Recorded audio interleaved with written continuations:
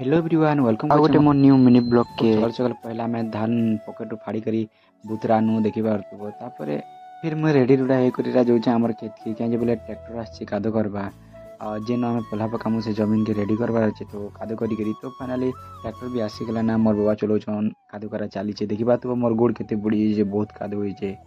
हम इटा साइड रे अछि वर्षा भी टिके टिके पकोछे आ कादो करा अछि मस्त लागुछे के एंता कादो कला ट्रैक्टर रे बसी कमेंट कर देबो गाइस मुको तो बहुत इच्छा होतला बसवाला ट्रैक्टर रे तो नहीं बसिना मोनी कहना लेकिन काल के आउतरे गाड़ी आसबा कने से बैक साइड जिते सब डुली देखु छकनी सेटा सब आउतरे कादो करबे सेते लागि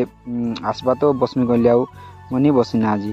बहुत इच्छा होतला बसवा लागि लेकिन आउ एटा फोर व्हील लेकिन बढ़िया लागसी इटा